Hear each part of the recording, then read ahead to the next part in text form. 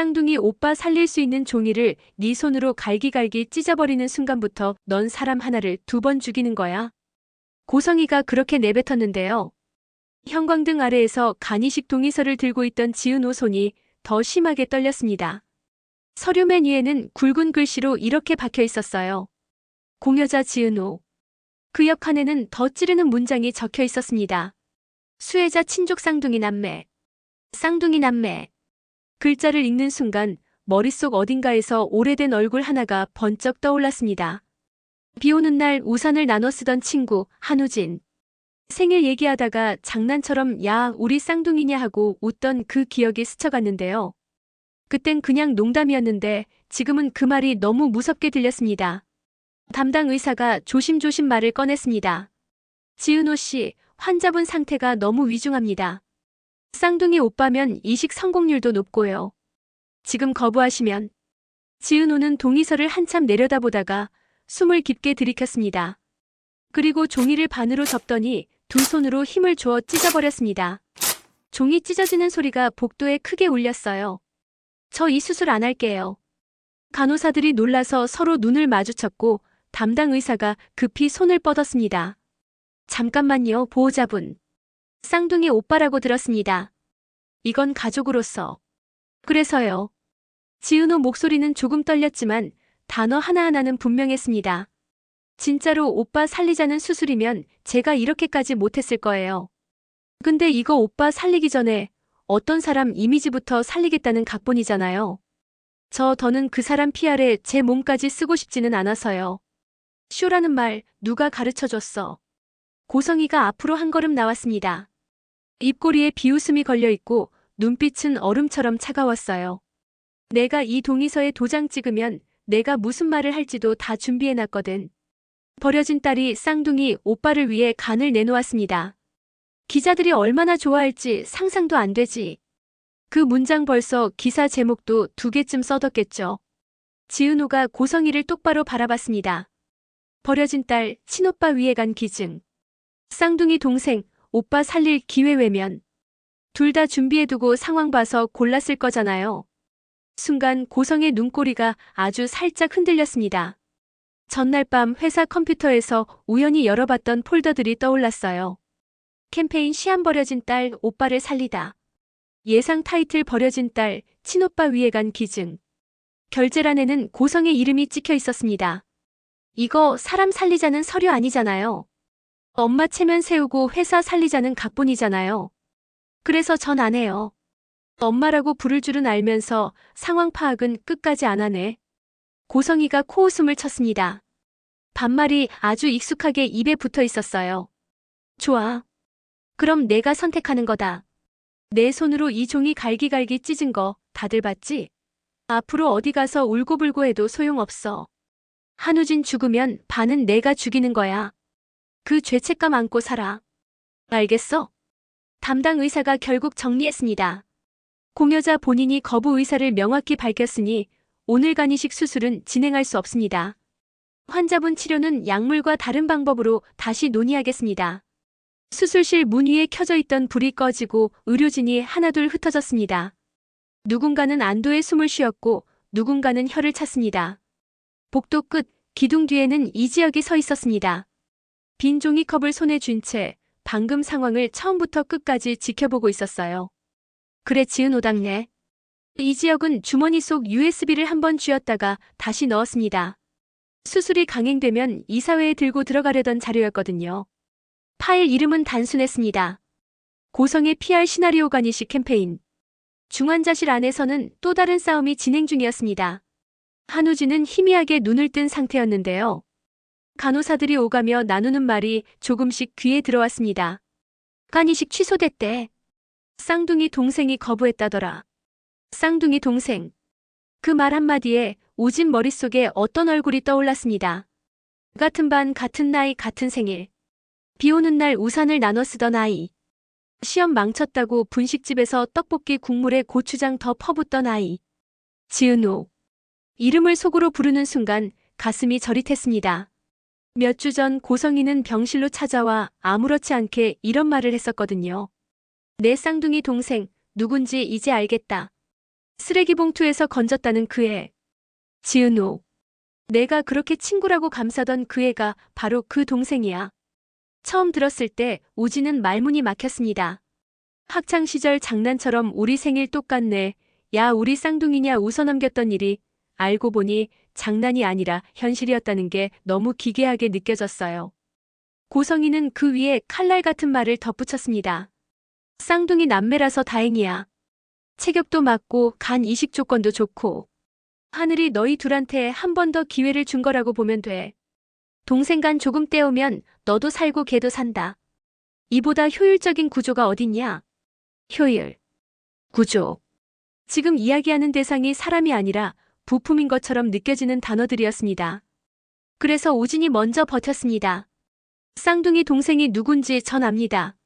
그 애한테 간 받는 건 저는 절대 못합니다. 이식 안 받을 거예요. 의사는 의사로서 최선을 다해 설득했어요. 환자분, 지금 상태에선 간 이식이 가장 확실한 방법입니다. 쌍둥이 남매 간 이식은 성공률도 높고요. 동생분이 동의만 해주신다면. 그래서 싫어요. 우진은 입술을 깨물며 말을 이었습니다. 그 애는 자기 출생 때문에 한 번 버려지고 입양 때문에 또 한 번 버려지고 그 사람 때문에 세 번째로 버려진 앤데 거기다 오빠 살리려고 간까지 내준 동생 딱지까지 붙이라고요? 차라리 저 혼자 끝나는 게 낫죠. 말하는 것조차 힘들었지만 마음만큼은 또렷했습니다. 우진 머릿속에는 계속 같은 장면들이 스쳐 지나가고 있었어요. 비 많이 오던 날 우산이 없어서 교실 복도에 서 있던 지은호에게 자기 우산을 반쯤 내줬던 기억. 야, 나 오늘 생일인데 혼자 떡볶이 먹기 싫다.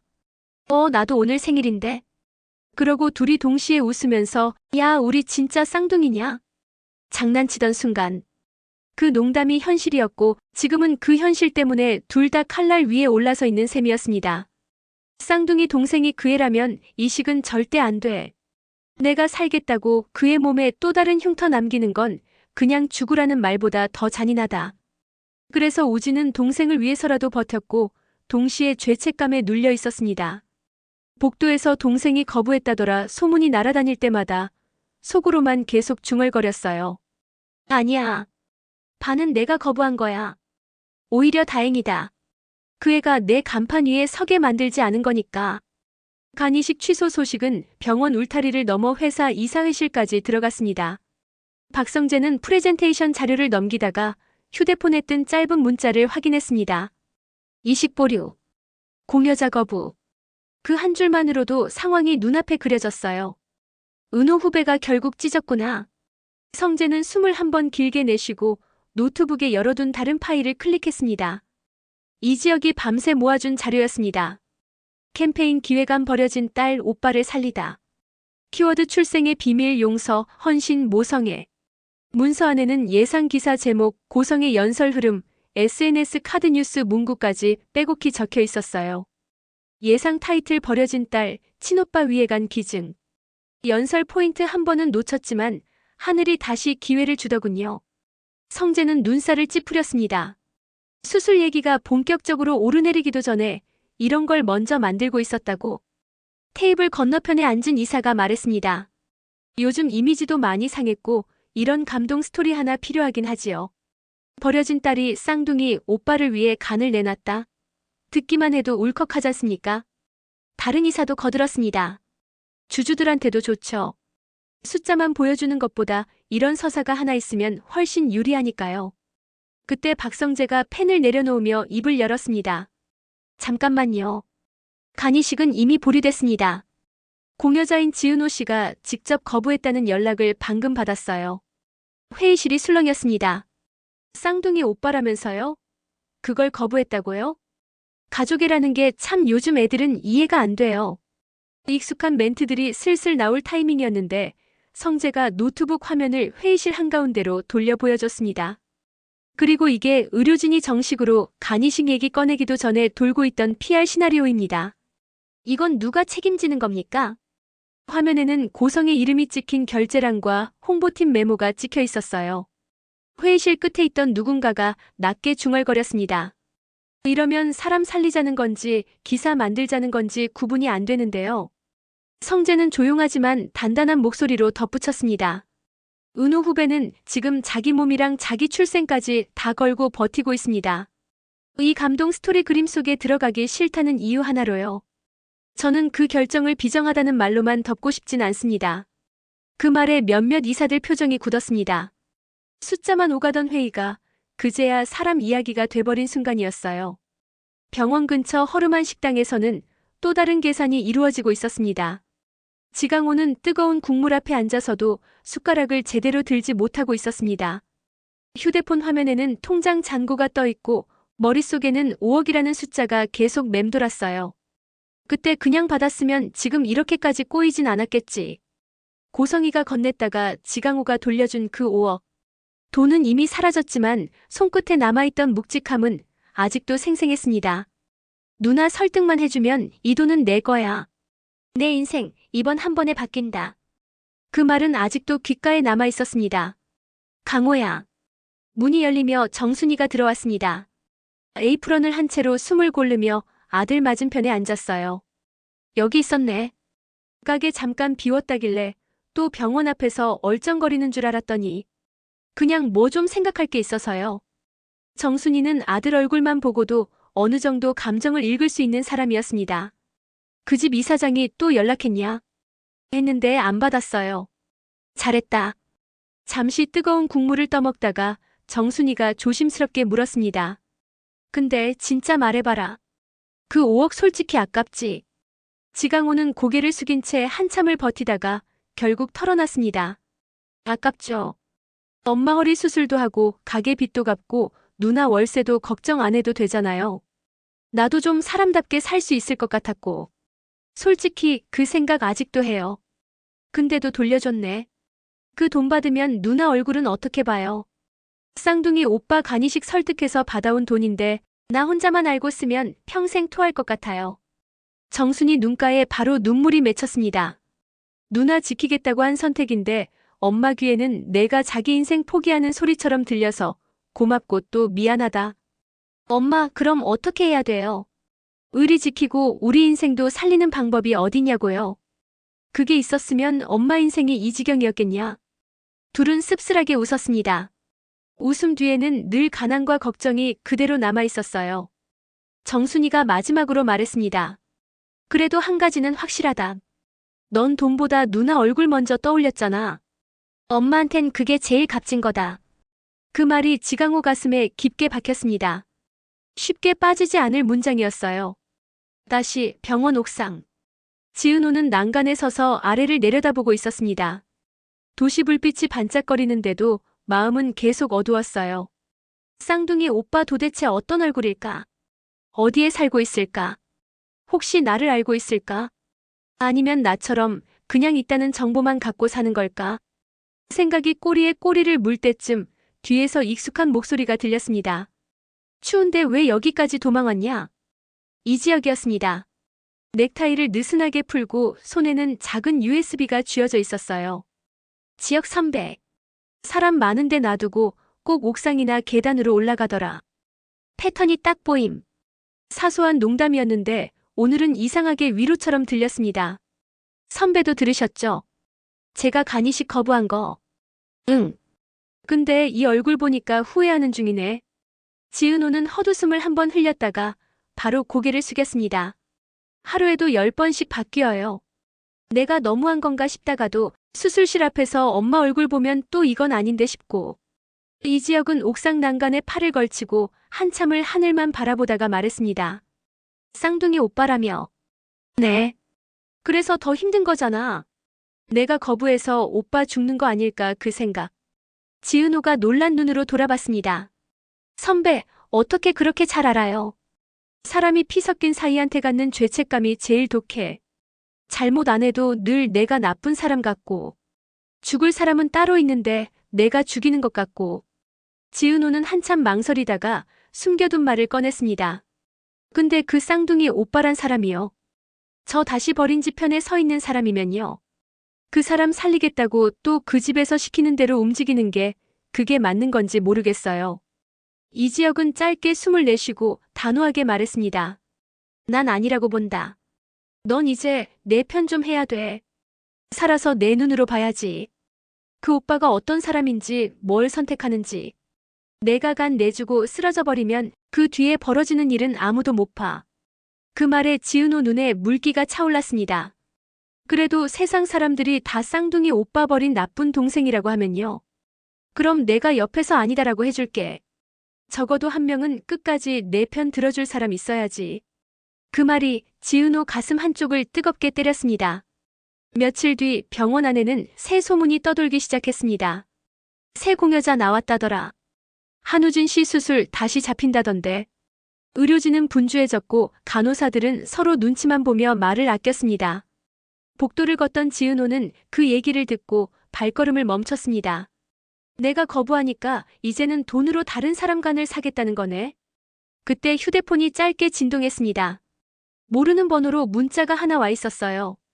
지은호 씨. 당신이 거부한 간 지금은 돈으로 사려고 합니다.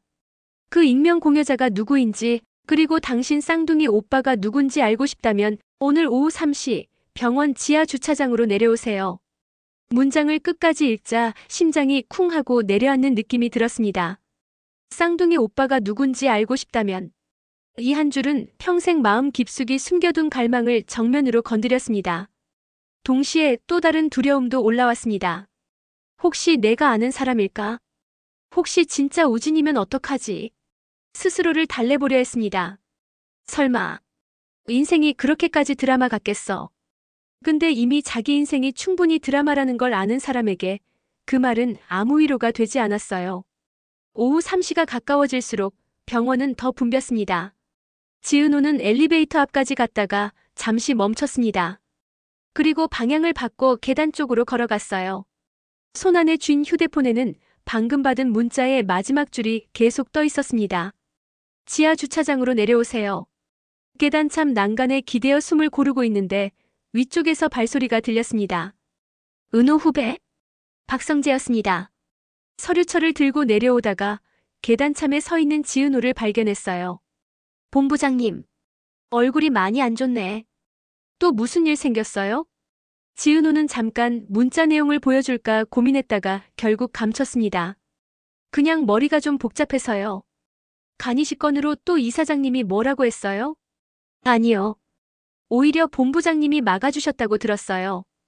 박성재는 쓴웃음을 지었습니다. 내가 막은 건 이사장님이 준비해둔 감동쇼였어요. 버려진 딸 오빠 위에 간 내놓다 그 스토리. 근데 이사장님이 쉽게 포기할 뿐이 아니라서 요즘 회의에서 익명 공여자 얘기가 슬슬 나와요. 그 익명 공여자가 누군지 아세요? 그래서 지금 찾고 있어요. 지혁이랑 나랑. 누가 또 이용당하는 건지 알고 막아야 하니까. 그 말이 지은호 마음을 더 흔들었습니다. 은호 후배. 성재가 조금 더 부드러운 목소리로 이어 말했습니다. 오빠를 살리든 말든 그건 결국 내 선택이에요. 근데 내 선택 때문에 전혀 상관없는 누군가가 목숨까지 내놓게 된다면 그땐 우리가 같이 책임져야 할 문제죠. 그 부분은 나도 끝까지 같이 서볼게요. 같이요? 네. 숫자만 보고 버티는 사람이라고들 하는데 몇몇 얼굴은 그 숫자들보다 더 오래 머리에 남더라고요. 은호 후배가 그중 하나가 돼버렸고 그 말을 듣는 순간 마음 한쪽이 또 묘하게 아려왔습니다. 고맙습니다, 본부장님. 근데 이건 한 번은 제가 직접 확인해야 할 것 같아요. 성재는 더 붙잡지 않았습니다. 그녀 눈빛만으로도 이미 결심이 선 게 보였거든요. 지하 주차장 문 앞에 서자 공기가 확 달라졌습니다. 위층의 소음은 거의 들리지 않고 식은 엔진 냄새와 축축한 습기만 가득했어요. 손잡이를 잡은 손이 미세하게 떨렸습니다. 이 문 열면 이제 예전으로는 못 돌아가겠지. 그래도 지은호는 손잡이를 돌렸습니다. 철컥 문이 열리는 소리가 유난히 크게 울렸고 안쪽에서는 누군가의 발소리가 천천히 다가오고 있었습니다. 그 발자국 소리와 함께 머릿속에는 여러 얼굴이 떠올랐어요. 정순이, 지강호, 한 번도 본 적 없는 쌍둥이 오빠, 그리고 예전에 알고 지냈던 한 친구, 한우진. 시청자만 알고 있는 진실이 하나 있습니다. 쌍둥이 남매의 오빠와 그 예전에 알고 지냈던 친구가 사실 같은 사람이라는 거. 우진은 이미 동생이 지은호라는 걸 알고 간이식을 거부하고 있다는 거. 고성이는 두 남매를 동시에 죄책감으로 조이고 있다는 거. 하지만 지은호는 아직 아무것도 모른 채 문턱을 넘고 있었습니다. 이 문 안에서 익명 공여자의 정체와 쌍둥이 오빠의 얼굴이 어떤 방식으로 드러날지, 그 진실이 지은호를 살게 만들지 아니면 완전히 무너뜨릴지 답은 일부러 열어둔 채 그날 병원 지하의 공기는 잠시 숨을 멈춘 것처럼 고여 있었습니다.